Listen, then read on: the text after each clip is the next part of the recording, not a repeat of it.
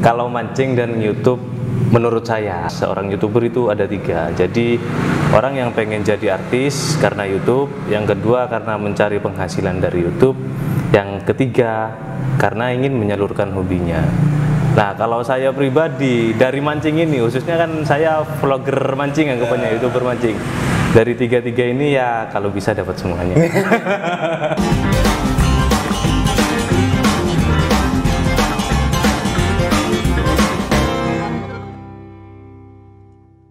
Assalamualaikum warahmatullahi wabarakatuh. Jumpa lagi di Warung Ngopi Talis, dan kali ini saya lagi ngopi bareng pemancing mania, YouTuber juga. Jadi mancing sambil nge-YouTube itu dapat 2 gitu loh. Dapat ikan iya, dapat hori juga gitu. Jadi sebenarnya ini saya mulai dulu ya. Boleh. Jadi kalau mancing dan YouTube, menurut saya pribadi, jadi ada sih teman saya yang mengatakan kalau YouTube itu ada 3 mas, seorang YouTuber itu ada 3. Jadi orang yang pengen jadi artis karena YouTube, yang kedua karena mencari penghasilan dari YouTube, yang ketiga karena ingin menyalurkan hobinya. Nah, kalau saya pribadi dari mancing ini, khususnya kan saya vlogger mancing, anggapannya YouTuber mancing. Dari 3 ini ya kalau bisa dapat semuanya. Kan ya, soalnya ya sebagai influencer anggapannya di dunia mancing kan kita pengen menarik, khususnya target saya dari beberapa sponsor alat-alat mancing kan, kita harus banyak dikenal orang. Boleh, betul. Jadi kategori yang awal itu jadi artis lah anggapannya ya, bisa jadi saya inginkan juga yang pertama itu. jadi aku salah dong kalau dapat 2 itu salah, dapat banyak malah. Udah tak tahu dan berapa. Dan terus yang kedua apa tadi, yang kedua dapat penghasilan dari YouTube. Dapat penghasilan dari YouTube ya dari AdSense lah. AdSense dari YouTube kita yang nggak terlalu besar bro. AdSense dari YouTube itu nggak terlalu besar. Jujur nggak terlalu besar. Tapi kalau hobi mas, sorry nih, kalau hobi itu kan nggak terasa sebenarnya ya, karena dia udah keasikan mancing, udah nggak mau konten dia mau dilihat orang kayak. Itu kan sebuah dokumentasi. Poin yang ketiga. Di poin yang ketiga ini kan kita nyalurkan hobi. Hobi saya ya kebetulan saya hobi mancing dan juga dokumentasi. Entah itu dari segi fotografer, videografernya ya saya juga suka. Kebetulan dari saya pribadi ini, khususnya ini saya memang sebelumnya memang orang kesenian. Jadi sebelum di mancing, sebelum aktif di dunia mancing, saya sebelumnya aktif di dunia musik dan lukis. Oh, tapi problemnya kayak kadang begini mas, yang terjadi justru begitu mancing mania itu dianggap di YouTube gitu ya, banyak yang berpenghasilan dari YouTube. Padahal niat awalnya itu kan memang berangkat dari hobi, tapi belakangan kok bermunculan YouTuber yang semula itu nggak hobi mancing, tapi mendadak dia harus konten mancing. Ini jadi lucu. Iya sebenarnya ya mungkin dari yang poin 2 tadi itu mas, sebenarnya banyak benernya ini. Dari 3 poin yang disampaikan teman saya ini banyak benernya. Jadi dari poin yang kedua itu dan berpenghasilan dari YouTube, kan sekarang lagi booming juga masalah jual beli channel YouTube, channel AdSense. Nah, jadi ya mungkin mereka cuman iseng aja bikin channel mancing karena ngelihat di YouTube mancing sekarang lagi naik daun, channel mancing lagi naik daun seperti itu.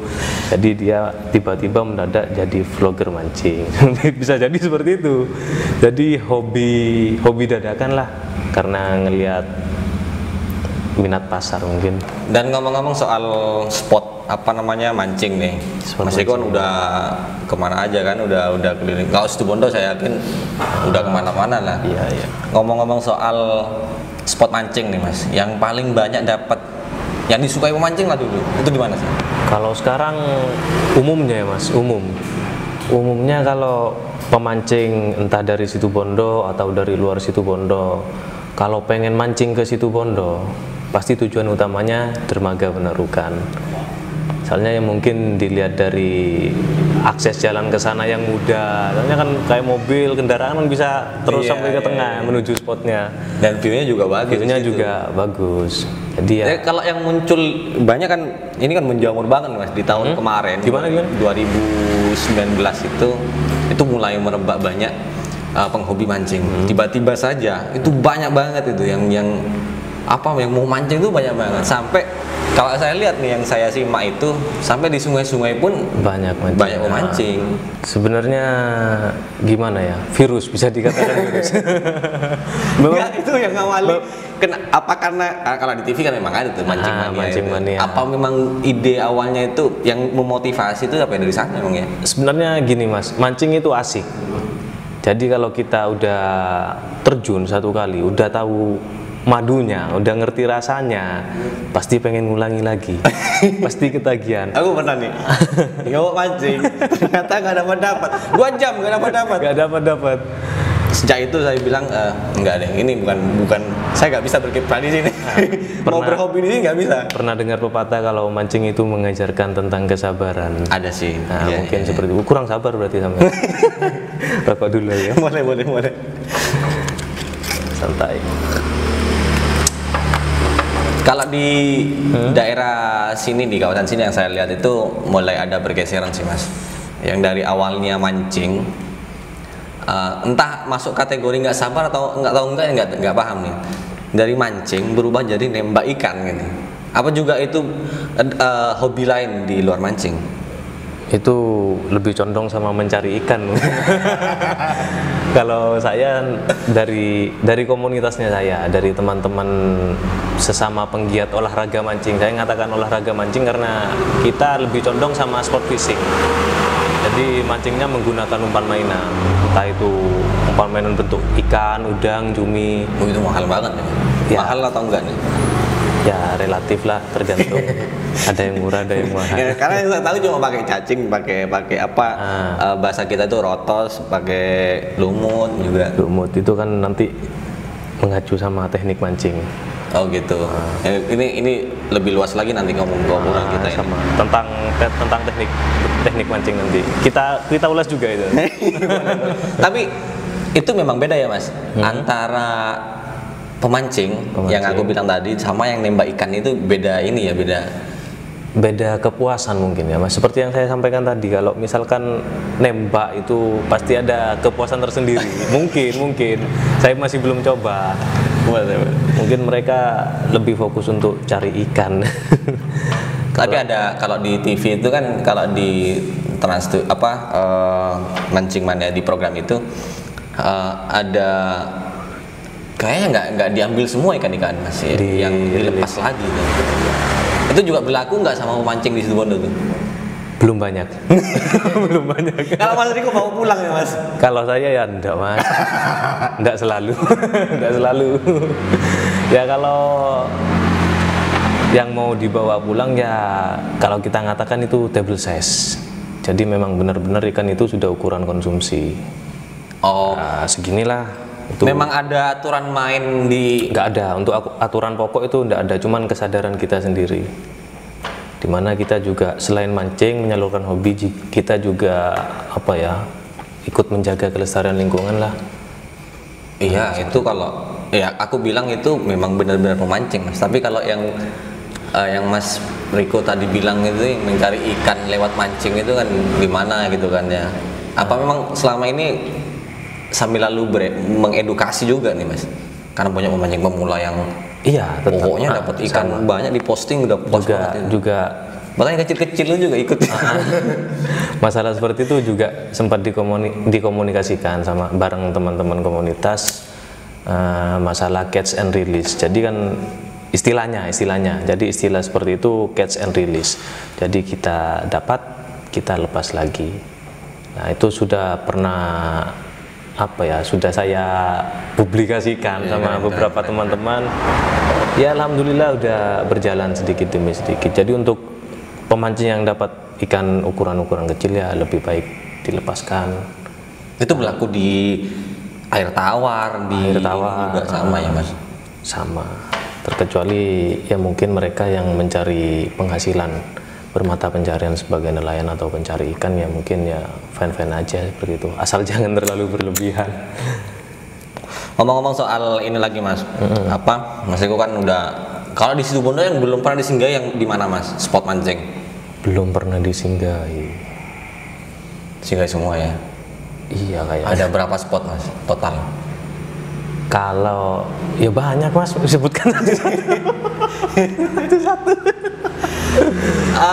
Dari ujung timur aja ya, yang umum udah banyak orang tahu ya, spot Baluran, terus di perairan Asem Bagus ini seperti di Banyu Putih, Mimbo, perairan Takat Emas itu di daerah tengah, daerah Baluran tengah, terus daerah Jangkar, Pelabuhan Jangkar sini, Arjasa, terus sampai ke Landangan sini, Panji, Keperan sini, Panji ke utara, Keperan, daerah Pantai Kalput, ya sampai barat. Tapi itu ikan posisinya apa selalu ada di situ, apa juga pindah-pindah atau? Kalau nggak bisa habis ya Mas, kalau dipancing, Mas? Posisi ikan nggak tahu saya Mas, bukan bapaknya ikan. Kalau seperti itu kan, nah ini kalau kita mancing ke tengah misalkan di spot, misal di spot Landangan kita, itu kan misal kita mancing di pinggir dan base, ya mancing ya ikan-ikan yang ada di sana aja dapatnya, itu pun kalau dapat. Nggak ada pernah misalkan teman-teman komunitas pernah berpikir yuk kita piara budidayain inilah, pernah yang jadi langka-langka terus kita rilis. Pernah, waktu itu kita pernah penebaran bibit ikan hampala. Hampala kalau bahasa situ Bondo ini sangkareng apa sampah? Memang langka itu ya Mas? Jarang ditemukan kalau udah di daerah situ Bondo, Banyuwangi sampai ke Besuki, Paiton, Probolinggo ini udah jarang ikan seperti itu. Adanya ya mungkin daerah Lumajang. Keren kalau gitu Mas. Artinya masih ada pelestarian di situ. Itu agenda tahun 2016 kalau nggak salah, bareng-bareng teman-teman Indonesian Angler dan mana Banyuwangi Fishing Club waktu itu. Jadi komunitas itu udah berjaring kemana-mana ya Mas, sampai ke kota-kota lain juga. Udah, jadi kita juga punya jaringan, udah ada ikatan lah. Yang aku miris kayak gini Mas. Mirisnya itu dulu waktu sebelum ini viral, sebelum ini mewabah ya, pemancing mewabah, dulu itu senapan angin nembaki burung-burung.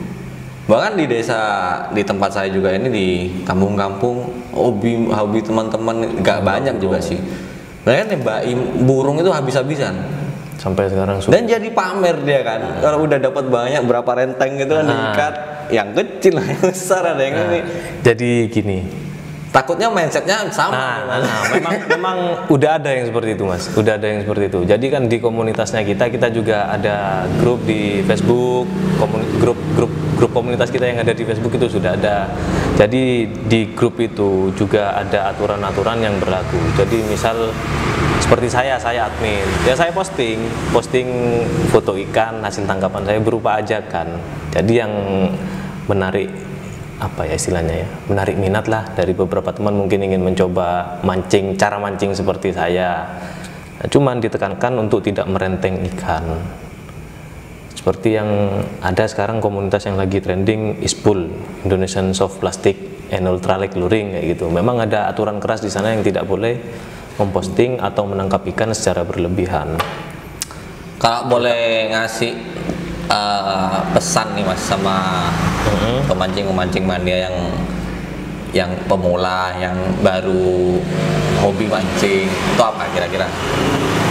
Ya pesan saya sih tetap salurkan hobi sampean, tetap salurkan hobi teman-teman, keep enjoy lah, tetap nikmati tapi dengan satu syarat, tetap menjaga kelestarian lingkungan. Gak boleh overfishing, gak terlalu berlebihan. Kadang ada, saya bangga dapat ikan banyak gitu, foto gitu, pamer. Mending teman-teman diajak untuk bikin vlog, jadi udah begitu kan terdokumentasikan dengan baik Mas. Jadi ada output positifnya dari itu. Jadi kita juga menyampaikan, pernah juga gini, saya bikin sindiran keras sebenarnya, khususnya di situ Bondo sendiri. Sekarang kan lagi trending ultralight fishing. Itu apa tuh Mas? Teknik mancing menggunakan piranti kecil. Alat mancing paling ringan lah, super ringan. Targetnya ikan-ikan kecil sampai medium size. Jadi di situ Bondo ini lagi trending mancing ngoyor. anu bege, berendam. Nah, yang dikhawatirkan kan kalau ngoyor seperti itu, satu ya masalah keselamatan. Kan kita nggak tahu waktu kita ngoyor seperti itu entah ada bulu babi atau ikan-ikan predator yang bisa menyerang kita, kan kita nggak tahu. Jadi faktor keselamatan. Yang kedua masalah terumbu karang. Iya, keren. Jadi di sini saya menekankan, saya dan teman-teman komunitas itu menekankan untuk ngurangilah, bukan ngurangi sih, kalau bisa ditiadakan. Malah bisa dikatakan kalau ngoyor ini udah jadi tradisi, Mas. Yang bahaya saya cuma satu, Mas. Kalau saya sih, takut yang dipancing itu kailnya kena yang lain, Mas. Nanti burungnya lain itu, Mas. Dan kita juga peduli sama kelestarian terumbu karang. Kalau udah diinjak seperti itu, tumbuhnya lama, Mas. Iya. 1 tahun paling cuma tumbuh 4-6 mili.